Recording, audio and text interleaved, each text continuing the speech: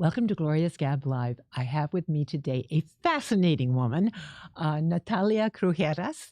And Natalia is with the History Miami Museum with a great exhibit coming up on swimwear that we'll talk about in a few minutes. But before we start, I have to thank our sponsor, South Florida PBS. South Florida PBS, God bless them, sponsors this show week after week, helps us bring you interesting news about what's happening in our community, but also about people that are doing positive things in our community. And certainly your role as president and CEO of the History Miami Museum is one of those things that we applaud and appreciate.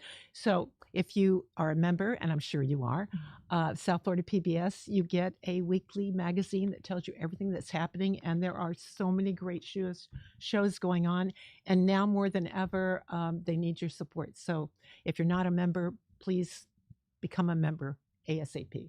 So tell me, Natalia, we got this big event coming up, or this big exhibition that's going for how long? And it's called Waves of Style, Swimwear Through the Decades. Thank you, Gloria, for having me. We're really excited to open this show. It opens to the public actually on Saturday with a big family fun day that is free and open to everybody. But Friday night, the night before, we have a VIP reception with music, food, some cocktails, and a preview, an opportunity to see the exhibition before it opens to the public. And it should be a lot of fun. So, and people can go online and buy tickets. Yes, you can go online. You can go to History Miami Museum, historymiami.org, and it should be in the first part of the page, and you can select if you want the VIP experience or the regular party experience.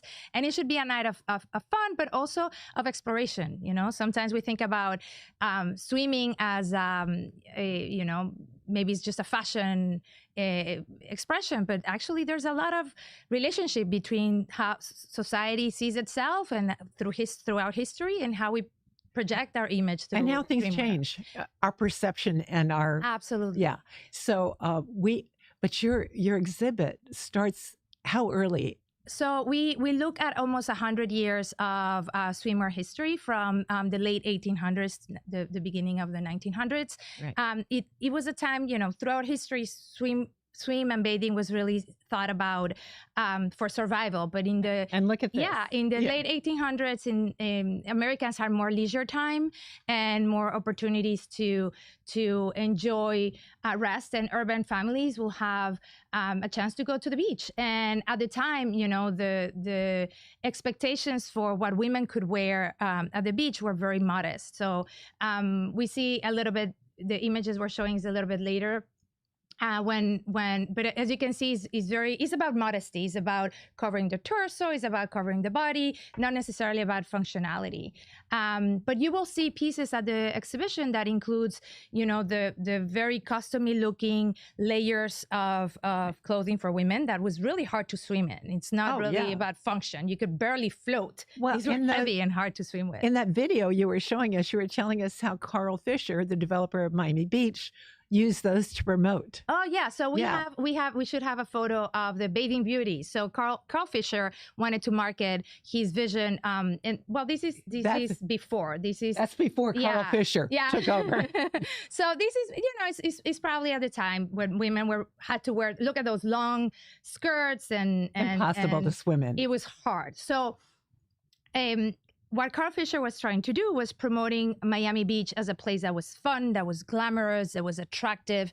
And so there's another photo of these beautiful women, young women in stylish swimwear, and he would photograph them and send them around the United States as a marketing campaign to invite tourists and investors into Miami Beach. But I love the story about his wife. So it's less known. Jane Fisher actually was a swimmer, and she felt very constrained about the clothing like the one we just showed. And so she made waves and headlines because she removed the stockings and she removed the skirts, and she started wearing more form-fitting swimsuits. And it was a scandal. But soon after, many women followed suit. So, it was back then what we know as almost like influencer, right? She was an influencer, and it was a moment of pushing function to be a response to what we wear and how we express ourselves. So, yeah. And we were talking about, like, in the late 1950s, early 60s, bikinis became the thing, but they were verboten. You Oh, you couldn't wear those anywhere. So the first bikini was invented actually earlier, I think in the 1940s, 46, but it was not considered proper, right? No. The U.S. had a lot of rules. As women, there were decency rules in how you presented yourself in public beaches, for example. And there were laws in film and TV that you couldn't show a woman's torso or the belly button. Actually, it was, I think, until Sports Illustrated launched his first edition of swimwear and showed this beautiful image of a woman in a bikini that today's will consider by today's standards more modest. But it was a beautiful white bikini and kind of normalized that you should wear bikini. It was okay to wear bikini. Right. And I was telling you that my dad, because he had ad agency, he ended up becoming the owner of a company that manufactures bikinis. But you couldn't sell them in a store. Right. People wouldn't buy them because it was not appropriate. It was like buying something pornographic. Yeah. Nobody wants you to see you buying it. So people would buy them online. And it was a big business for a long time. Yeah. And then it became acceptable. It became acceptable. And sometimes we don't know about what's happening in the moment, the historical moments that are going to influence that. So, for example, during World War II, there were restrictions on access to rubber, on access to certain materials like metal, right? So swimsuits that used to have zippers and buckles started changing to have other things like fabric to tie them up. And also they start becoming smaller and smaller, right? Because there was less fabric. So sometimes what's happening in the larger world influence how swimwear was manufactured. Yeah, exactly. And the bikinis didn't take much at all. Well, and sometimes it's the opposite. There was a time where the thong was banned in South Florida, right? This is the 90s. It's scandalous, and actually that made it more popular. So, in South Florida and Miami, we like to break the rules a little bit. Right. So let's talk about first of all, let's talk about the museum too, because the museum's pretty awesome. They've been around for 80 years now. Yes. And did I read that it's the oldest cultural institution in the oldest cultural institution that is continuously functioning as a museum since we were founded in 1940s. And we have been collecting and sharing Miami stories since then. And we have a really massive collection. We have more than 37,000 artifacts. And some of these textiles and these bathing suits that you will see in the exhibition are part of our special collection.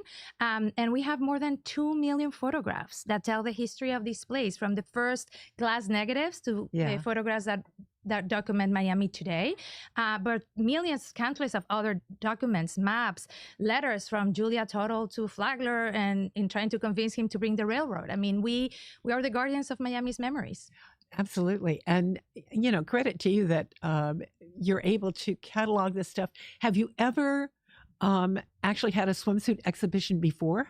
I don't believe so. Not like that. So we receive a beautiful donation from Patsy West of swimwear, and that allowed us to expand the stories.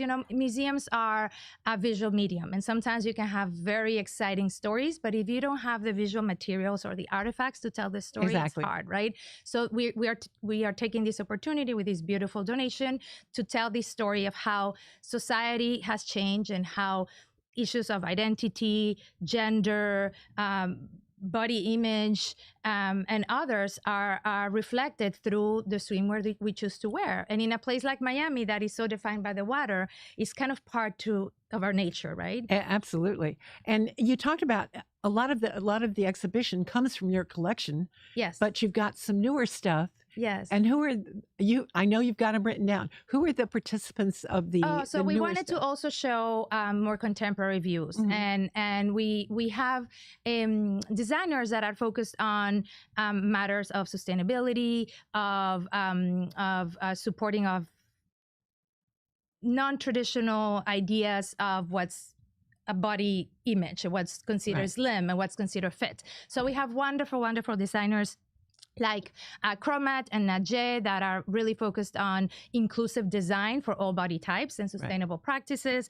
We have Liliana Montoya that is has these beautiful, bold, complicated, gorgeous designs influenced by her Latin American roots, but she's very focused on sustainability. So many of her designs are 100% made from recycled water bottles, and they're reversible. We have people like Kene Kaya, who is influenced by her Peruvian indigenous roots to inspire that tradition of waving the fabric into modern Miami luxurious styles. I can't wait to see this. Yeah, it's fun, it's different, but it's also about representation, right? It's cultural expression, it's representation, and considering that the fashion industry is one of the biggest polluters, is these type of designers that are thinking positively about the impact that their designs have in the environment. You know, it's interesting. I belong to a women's club that has an environmental committee, and as most women's clubs do. But one of the things we talked about is the impact of the fashion industry on pollution, and it's enormous. It is. So it's exciting to see young artists, young designers thinking about that and bringing creativity, right? Not only mixing part of their background or their heritage into influencing their design, but also thinking about the practices that they use and the type of materials that they use to do their work. Now, I know you were with Miami-Dade College. Yes. And what was your role there? And did you know what their design school is like involved in doing stuff with recycled? Yeah, so fabrics? I was at Miami-Dade College for a few years. I was their executive director of cultural affairs and had the privilege to oversee a very complex group of cultural institutions that are beloved in Miami, like the Miami Book Fair, the Miami Film Festival, the national renowned Freedom Tower, the performing arts. And we had a good relationship at the time with the Miami Fashion Institute.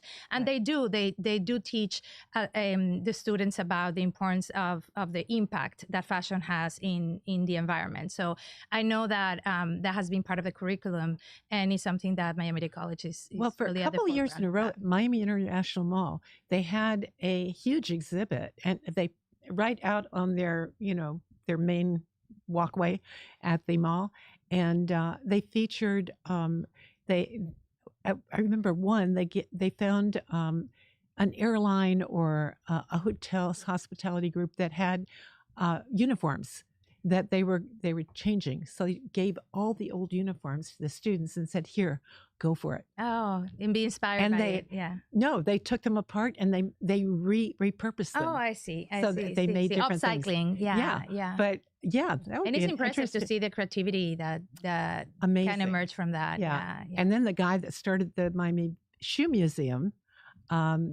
Valenzuela. Oh my gosh! All of a sudden, I can't remember his name. The Miami Shoe Museum is like he created a shoe that you can't believe, all out of recycled material. Yeah, so it's incredible, right? Yeah. So that's your next exhibit. There you go. Coming up with recycled material. Well, we try to look at the museum. It's telling in our permanent exhibition, Tropical Dreams, we tell 10,000 years of history of South Florida. And in our other building, in North Building, we try to tell more contemporary stories. Oh, right? I see. So we just closed a beautiful exhibition that was called Sanctuary, Our Sacred Place, by a local documentary photographer, Wuzler Delisford, who was our first photography fellow, who spent 2 years documenting religious practice across our Black, Brown, and Indigenous communities in Miami. Oh, wow. It was a gorgeous exhibition. Now we're opening Waves of Style. Soon we're going to open a photographical exhibition by our next photography fellows, Carlos Munoz, who's documenting the community in the Redlands, the majority of immigrant community in the Redlands. So we try to do a mix of educating locals about the history of Miami, and we believe very strongly that, especially in a city like Miami, where so many of us come from somewhere else, right? More than 54% of our population in Miami was born in another country. Almost 20% comes from another place in the U.S. California, New York. I call them the COVID refugees, or they're exactly looking for tax breaks. But the reality is that we have more than 70% of our population is not from Miami. Yeah. And if we want folks to understand Miami, really, you need to learn of the people that came before you and made Miami home, and discover those stories of those people and realize that they're not as too different than yours, and that there's more things that connect us to one another than those that separate us. So at the museum, we're always looking to find stories, Miami stories that be bridges across our differences, Gloria, and that help us think, what does it mean to be a Miamian? Right. I'm originally from Mexico. I came to Miami to study my master's and become a journalist. And one day I was a young mother, and my kids asked me, they had to do a project for Hispanic Heritage Month. And she asked me, Mommy, where are we? And that gave me pause, because I thought of my husband, who was born in Puerto Rico by Cuban refugees and grew up in a tiny town in Ohio, and they were the only Latino family. And people will knock on his door and ask to see the alien kid.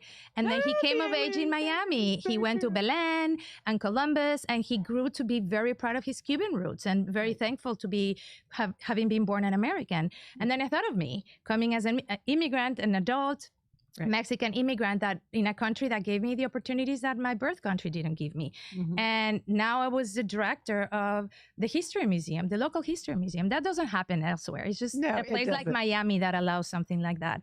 So I told my kid, we're Miamians, right? We have a little bit of Cuban, a little bit of Mexican, a little bit of Puerto Rican, Spanish, and that's beautiful. And we talk about our work and our schools at night, dinner table in English, but we plan our trips and reminisce about our home in Spanish, right? It's that makes Spanish sense. all the time. Yeah. So I think when we think about what makes a Miamian, it doesn't really yes, you can have multiple generations of people that have born and raised in Miami, but you also have these constant waves of newcomers, and we need to integrate them and help them value our rich history and understand what has happened in Miami before, so we don't repeat the same mistakes, and so we build a better Miami for the future. Yeah, and we don't just recreate what they came from. Well, and kind of, I think it's acclimating. Yeah, and it takes a while. It takes a while. Yeah. And I think the amazing thing of Miami is that you can carry your traditions and celebrate them. You know, we have Nochebuena with Cajachina, the Cuban way in my family, but we still try to teach our kids American values. So it's okay to embrace both identities, right? Yeah. As a Miami, you're both. I was raised in St. Petersburg, and when Pedro Pan. The kids that came, a few of them, very few, came to St. Petersburg. And the one family I happened to meet, I became best friends with in college. But Noche Buena, from the time I was a freshman in college, you celebrated Noche Buena. And But now you're a Miamian, right? This is home. This is where we raise our families. It took me a while. Yeah. What was it for you? What made it? What made it home was getting involved in nonprofit work. Yeah. I joined the Junior Women's Club and Rotary and Junior Orange Bowl. And once you get involved in the community, you're invested. Yeah. And and then you go back and you think, oh my gosh, it's nice to go home, but it's not Miami. There's a certain smell. There's a certain energy. That we have that makes here. This place home. Yeah.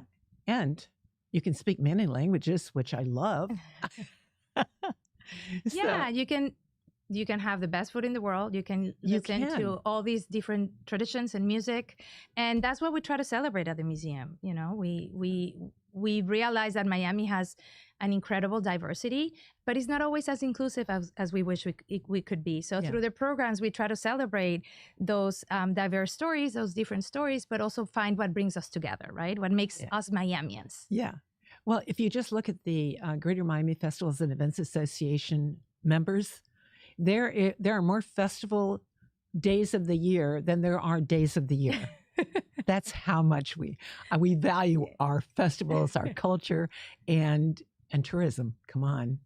The economic impact that all these things bring to Miami are great too. Absolutely. And Miami is sexy into the world. Like it's an attractive city. And that I mean, a lot of the credit of thinking of Miami as glamour started with these visionaries like Carl Fisher, right? Yeah, exactly. Advancing the bathing beauties and promoting Miami as a place for fun and a little bit daring, showing these gorgeous women in stylish swimsuits. And it's something similar to what happened with Miami Beach in the 70s, that after the boom of the World War II, the Miami Beach had gone into disrepair. Like we had a lot of aging population. We have our beautiful Art Deco buildings abandoned. There was empty stores in Ocean Drive and Lincoln Road.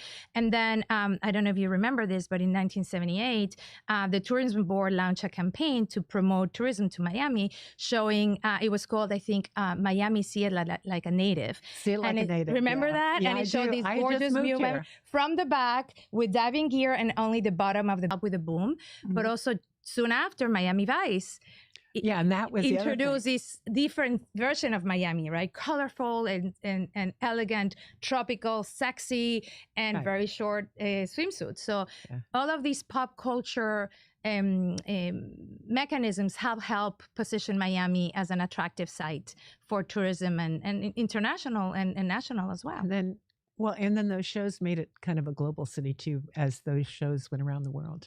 Absolutely. Yeah. So now, what do you have planned? You've got this exhibit. You've got a couple more down the road, and you have an interesting background for someone in this position right now. Yes. You have done. Tell us a little bit about your early history. You worked for Miami-Dade, but before that, you were with... I grew up in Mexico City. I had a degree in visual arts and communications and working in PR and advertising, mainly for political campaigns. And I just didn't like the fact that some of the OPA research that we got didn't make it to the press in Mexico. Like the real stories about the people that were running for office didn't make it to the headlines. And I was growing frustrated about that. And at that time, we're talking about many more years that I would like to accept now, but 30 years ago, it was not really safe for women journalists in Mexico. So I came to Miami with a dream to study journalism at the University of Miami. I had won a scholarship in Mexico. I had no friends, no connections. I spoke basic English, and I just took a leap of faith.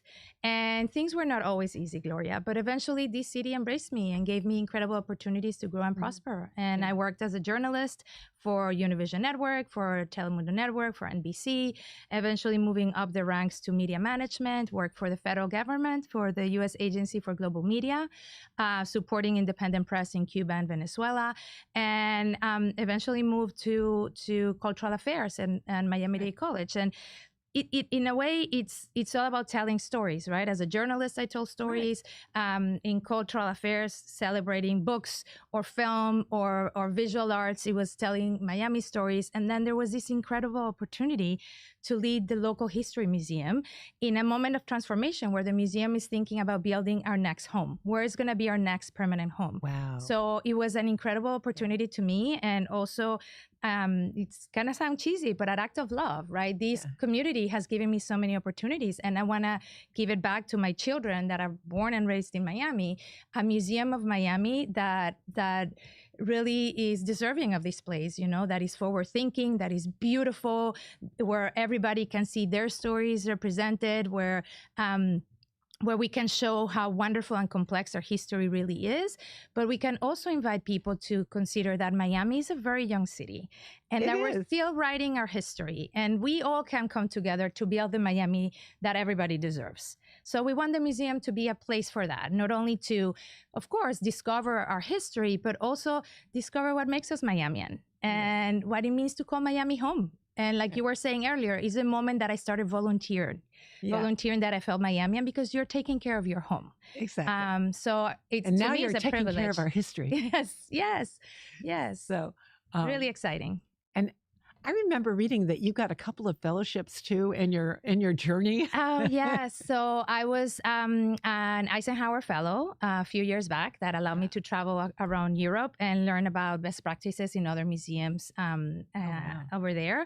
And I was recently awarded an Emerson Collective Fellowship. And I'm very excited and proud of that, because in a way it's elevating the work that we're doing at these museum locally at a national level, because it's recognizing our interest in thinking about how our history and our shared stories can generate belonging, right? In a city where so many people come from somewhere else, what are those moments that connect you to this place we call home and to one another. So my fellowship is focused precisely on that. How can cultural institutions like museums provide a sense of belonging and connection to place, and inspire more civic engagement? So I'm really honored to receive this fellowship. It's like I tell my team, the reward of a job well done is more work. So we have to work more. But we're trying to pair these research work around belonging with a new exhibition that we hope to launch in 2026, that it will be called Becoming Miamian. And it's a way to honor the 250th anniversary of the Declaration of Independence, which coincides next July in 2026 with the incorporation of the city of Miami. And we want to explore what it means to be a Miamian, what it means to be an American in a city like Miami. And the fellowship allows me to develop part of that content and part of the research around that. So I'm very, very excited and thankful for this opportunity. Congratulations on Thank you. both of those. Yes. It's just pretty amazing. Yes. How do people discover? I mean, you obviously are part of a national organizations, and how do you what kind of organizations are you involved in, and what kind of other institutions like yours are around that you say, oh, they've done it right? Yeah. So I'm part of a national organization called Made by Us, which is a collective of museums across the country that are trying to connect youth with history museums. And this was born from a research done by the American Alliance for Museums that recognized that among youth, museums still hold a lot of trust. As young people feel less trust in government, the media, the one thing, or even social media, the one thing they trust is their family, and museums is very high in the trustworthy. But they don't come traditionally to history museums in particular. So this collection of more than 400 historical houses and museums are working in engaging with youth to really understand how can we make our content more attractive to them and bring them to the museum where they can find reliable information. So that's one example. And I think that's, a really incredible way that they are approaching it, because we're entering the 250th anniversary of this country with this generation that feels a little bit frustrated or disappointed or doesn't have a lot of hope, right, in what's happening in America. Some of them do. And what I was very surprised is that through this effort of doing a youth bureau, engaging young people all across the country in teaching us traditional historical institutions how to connect with them, they were invited to give their wishes for America, what their vision for the next 250 years will be. And Gloria, they were so full of hope and so full of excitement and so full of love to this country. So that gives me a lot of, hope about what our next generation of leaders are going to bring to the table. Well, obviously, there's a reason people want to be here. Yes, absolutely. Even if they complain, and even if we criticize ourselves, there's a reason you don't want to be anyplace else. Especially if we're talking here in Miami. I mean, every summer I'm ready to go elsewhere because it's getting too hot.